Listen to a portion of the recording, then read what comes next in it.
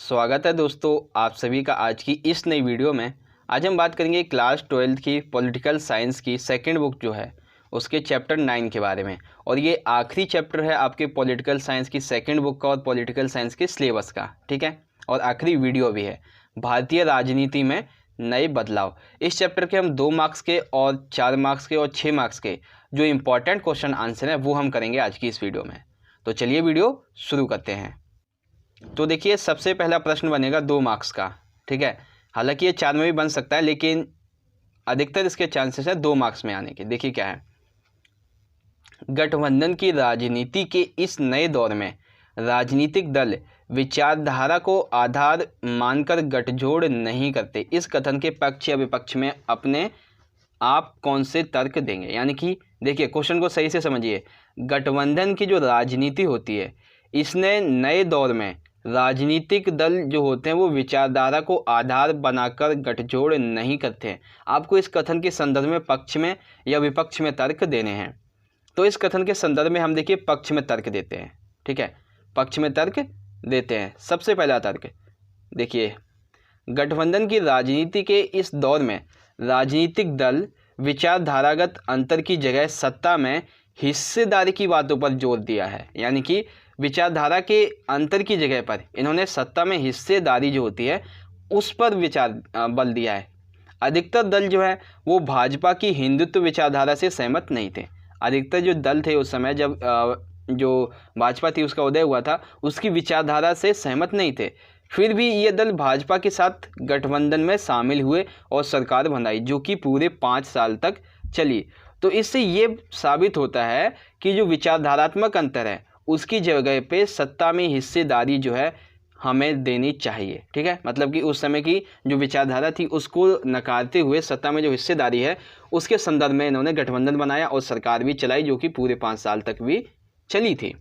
तो इस संदर्भ में गठबंधन की राजनीति के इस नए दौर में राजनीतिक दल विचारधारा को आधार मानकर गठजोड़ नहीं करते हैं। इसके संदर्भ में ये उपयुक्त उदाहरण हम दे सकते हैं, ठीक है। आई होप समझ गए होंगे क्वेश्चन नंबर फर्स्ट। अगला देखिए क्वेश्चन नंबर सेकंड है, कांग्रेस के प्रभुत्व का दौर समाप्त हो गया। कांग्रेस के प्रभुत्व का दौर समाप्त हो गया, इसके बावजूद देश की राजनीति पर कांग्रेस का असर लगातार कायम रहा। क्या आप इस बात से सहमत हैं? अपने उत्तर के पक्ष में तर्क दीजिए। तो ये प्रश्न बनेगा दोस्तों 4 मार्क्स का, ठीक है। तो सिंपल सा क्वेश्चन ही लिख देंगे पूरा का, मतलब क्वेश्चन नहीं लिखेंगे।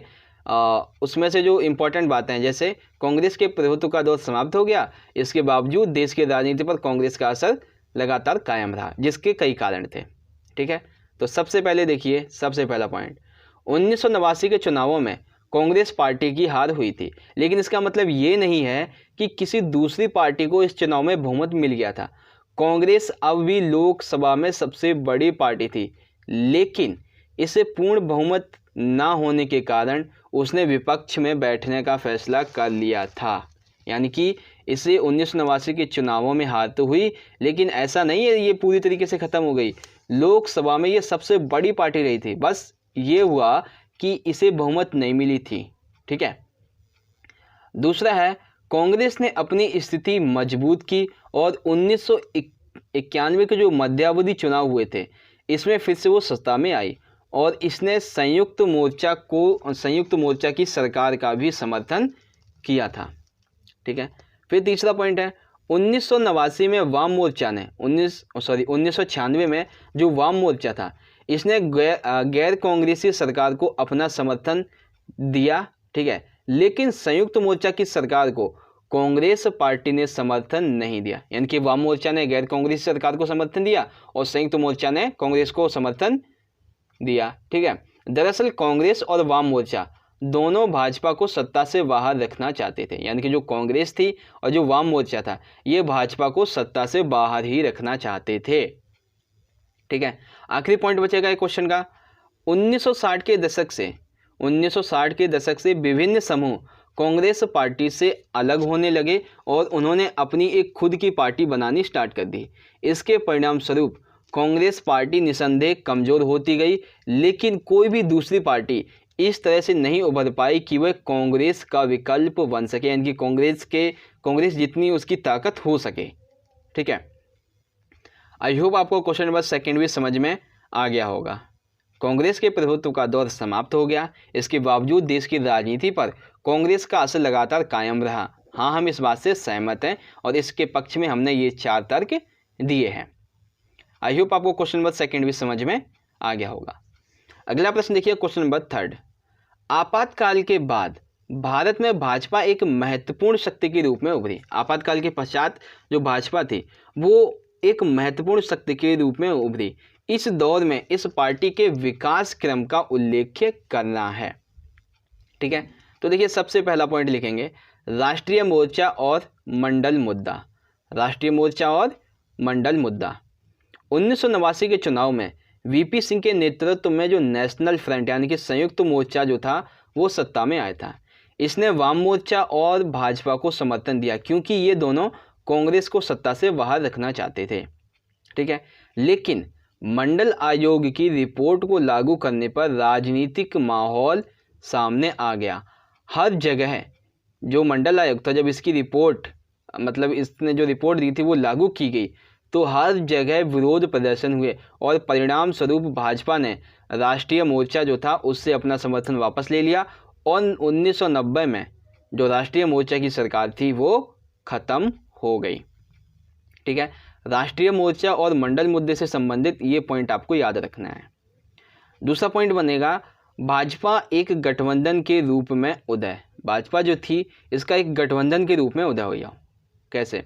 1991 तथा 1996 के 1991 और 96 के चुनावों में भाजपा ने अपनी स्थिति लगातार मजबूत की और 1996 के चुनावों में यह सबसे बड़ी पार्टी बनकर उभरी। इसके द्वारा भाजपा को सरकार बनाने का अवसर मिला था, यानी कि इस बार भाजपा को सरकार बनाने का अवसर मिल ही गया। लेकिन अधिकांश दल जो थे वो भाजपा की नीतियों के खिलाफ थे और इस वजह से भाजपा की सरकार लोकसभा में बहुमत हासिल नहीं कर सकी थी और आखिरकार भाजपा जो थी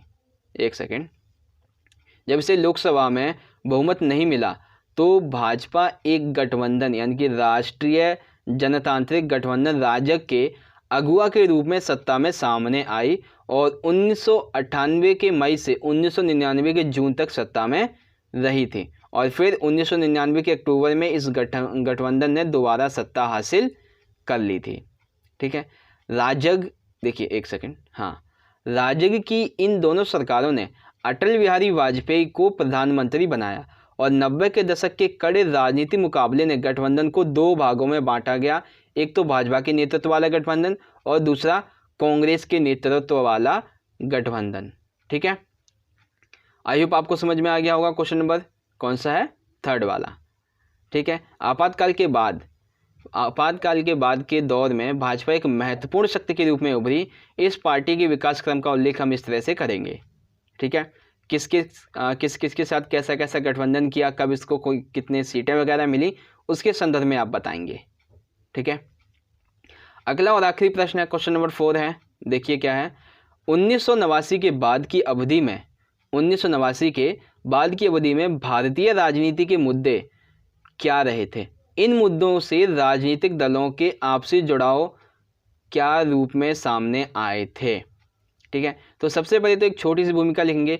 1989 के बाद की अवधि को कांग्रेस के पतन और बहुदलीय व्यवस्था के अभ्युदय यानी कि उदय की अवधि कहा जाता है। इस अवधि में भारतीय राजनीति के मुद्दे निम्न रहे थे। सबसे पहला मुद्दा तो अभी मैंने आपको बताया ही है, कांग्रेस का पतन हुआ था। 1989 के पश्चात कांग्रेस की स्थिति निसंदेह कमजोर होती गई, लेकिन देश पर किसी अन्य पार्टी के बजाय उसका शासन ज़्यादा दिनों तक रहा था और ये बात है कि दलीय प्रणाली के भीतर जैसी प्रमुखता इससे पहले के दिनों में हासिल थी वैसी 1990 के दशक में नहीं थी। ठीक है, दूसरा आएगा नए आर्थिक सुधार। विभिन्न सरकारों ने इस दौर में जो आर्थिक नीतियां अपनाई वह बुनियादी तौर पर बदल चुकी थी। इसे ढांचागत समायोजन कार्यक्रम अथवा नए आर्थिक सुधार के नाम से जाना जाता है। ठीक है, इसकी जो शुरुआत थी, जो नई आर्थिक नीति की शुरुआत थी, इसकी शुरुआत राजीव गांधी की सरकार के समय हुई थी और आज़ादी के बाद से अब तक भारतीय अर्थव्यवस्था जिस दिशा में चलती आई थी वह इन नए आर्थिक सुधारों के कारण मूलगामी अर्थों में बदल गई थी, यानी कि जब से ये नए आर्थिक सुधार हुए तब से वो बदल चुकी थी। ठीक है, नई आर्थिक नीतियों की कुछ आलोचनाएं भी हुई, लेकिन इस अवधि में जितनी भी सरकारें बनी सबने इन नीतियों पर अमल किया था। जितनी भी नई आर्थिक नीतियां बनी, हालांकि उनकी आलोचना तो हुई थी, लेकिन जो भी सरकार बनी 1990 के बाद, ठीक है, उसने इन नीतियों पर अमल किया था। यानी कि ये बहुत बड़ी बात है नए आर्थिक सुधार नियम के बारे में। ठीक है, तीसरा पॉइंट है मंडल मुद्दे का उदय। ठीक है, तीसरा पॉइंट क्या है? मंडल मुद्दे का उदय। राष्ट्रीय राजनीति में, यानी कि भारतीय है, भारतीय राजनीति में मंडल मुद्दे का उदय एक महत्वपूर्ण घटना है। 1990 में राष्ट्रीय मोर्चा की नई सरकार ने मंडल आयोग की सिफारिशों को लागू कर दिया। इन सिफारिशों के अंतर्गत ये प्रावधान किया गया कि केंद्र सरकार की नौकरियों में अन्य पिछड़ा वर्ग को आरक्षण दिया जाएगा, और सरकार के इस फैसले से पूरे देश में मंडल विरोधी हिंसक प्रदर्शन हुए। यानी कि मंडल विरोधी हिंसक प्रदर्शन मतलब कि जो मंडल आयोग की सिफारिशें थी इसको लेकर विरोध में हिंसक प्रदर्शन हुए, और मंडल मुद्दे ने 1989 के बाद की राजनीति में अहम भूमिका निभाना शुरू कर दिया था। ठीक है, तो तीसरा मुद्दा क्या था? मंडल मुद्दे का उदय। अब देखिए फोर्थ पॉइंट है, फोर्थ है बाबरी मस्जिद। ठीक है, ये बहुत महत्वपूर्ण पॉइंट था बाबरी मस्जिद के बारे में। 1992 के दिसंबर में अयोध्या में स्थित एक विवादित ढांचे जिसे बाबरी मस्जिद के रूप में प्रसिद्ध, इसका विध्वंस किया गया, यानी कि इसको तोड़ दिया गया था। इस घटना ने देश की राजनीति में कई परिवर्तनों को जन्म दिया और उनका प्रतीक बनी। इस घटना से भारतीय राष्ट्रवाद और धर्मनिरपेक्षता बहस तेज हो गई, और इन बदलावों का संबंध भाजपा के उदय और हिंदुत्व की राजनीति से भी है, ऐसा माना जाता है। तो बाबरी मस्जिद भी 1990 के दशक का एक बहुत बड़ा जो कारण थी, जो एक मुद्दा थी, वो बनी थी। ठीक है, आई होप ये वाला भी प्रश्न आपको समझ में आ गया होगा। क्वेश्चन नंबर 4 कि 1989 के बाद की अवधि में भारतीय राजनीति के मुख्य मुद्दे क्या रहे थे? इन मुद्दों से भारतीय राजनीति के जो दल थे उनमें आपसी जुड़ाव के क्या रूप सामने आए थे? आई होप आपको क्वेश्चन नंबर 4 समझ में आ गया होगा। दोस्तों, इसी तरह से आज की हमारी ये वीडियो यहाँ पे ख़त्म होती है, और मैं आशा करता हूँ कि आपको आज की ये वीडियो पसंद आई होगी। अगर वीडियो अच्छी लगी हो तो लाइक करना, इस वीडियो को ज़्यादा से ज़्यादा अपने सभी दोस्तों के साथ ज़रूर शेयर कर दीजिएगा। हम मिलेंगे अगली वीडियो में आपके अगले सब्जेक्ट के, किसी नए सब्जेक्ट के इम्पॉर्टेंट चैप्टर के क्वेश्चन आंसर की वीडियो के साथ। तब तक के लिए आप पढ़ते रहिए, अपना ख्याल रखिए। धन्यवाद। जय हिंद, वंदे मातरम।